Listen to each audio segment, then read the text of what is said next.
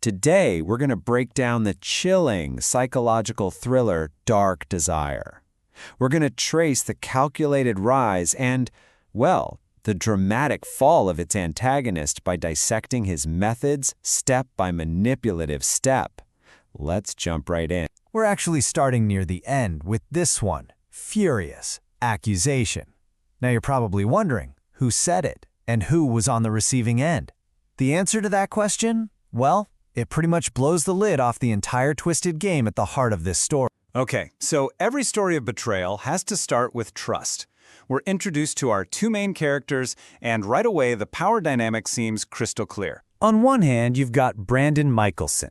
He's basically wrestling royalty, son of a huge donor, popular, generous. And on the other hand, there's Shane, the new roommate. He's a scrappy orphan who travels light and insists he got there on merit alone.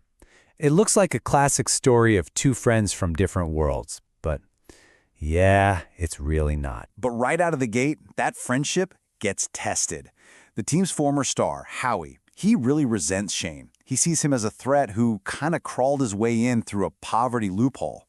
This one line just captures all the hostility Shane is up against, and it immediately positions him as this sympathetic underdog, you know? And Shane, he doesn't waste any time making his first move.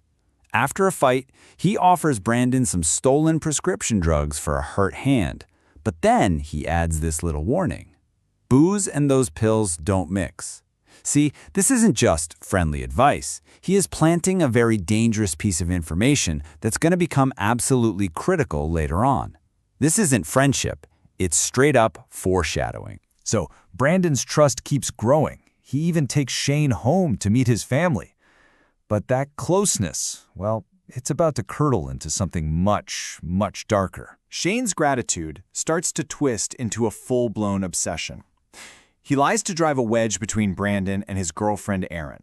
And when Brandon finds out Shane hacked his computer to spy on him, I mean, who does that? He is furious.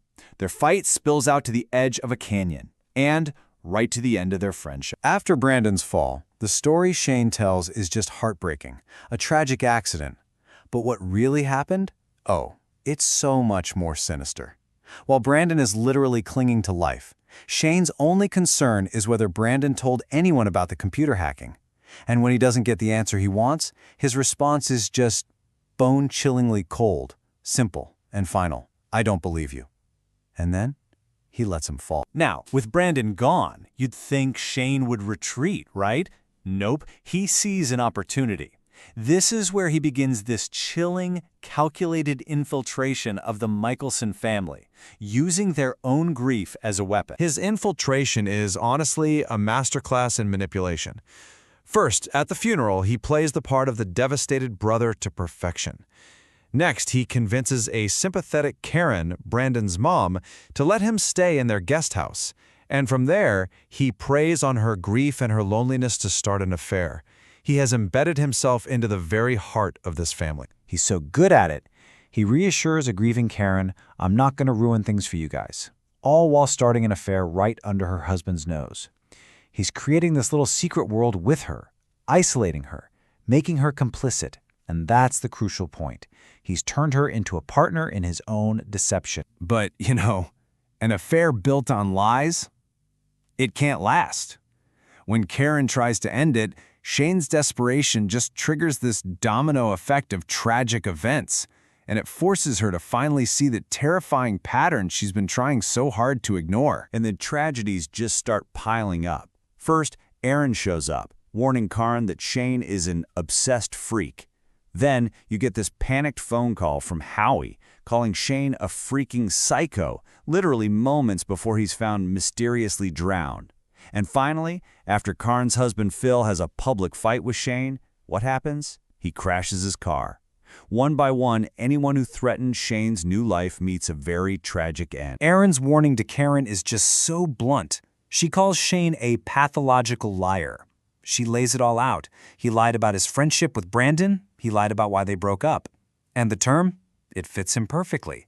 But Shane is so manipulative that Caren is still left confused. That warning, though, it plants a crucial seed of doubt.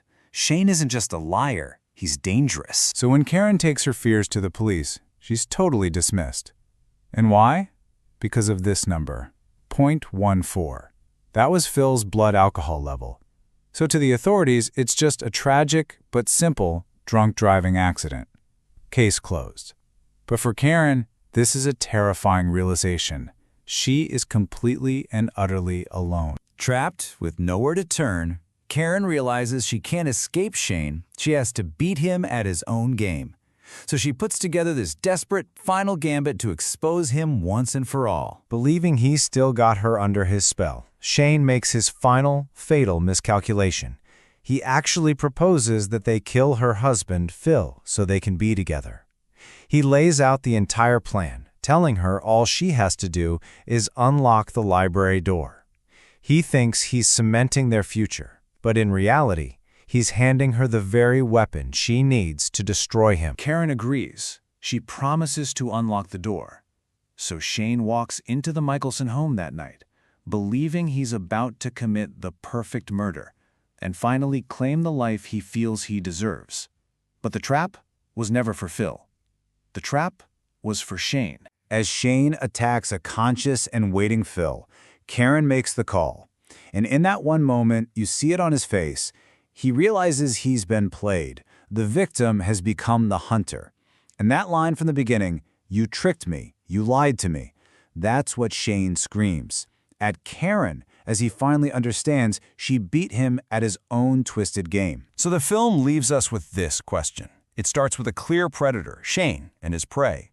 But by the end, Caren has adopted his methods, luring him into a lethal trap just to save her family.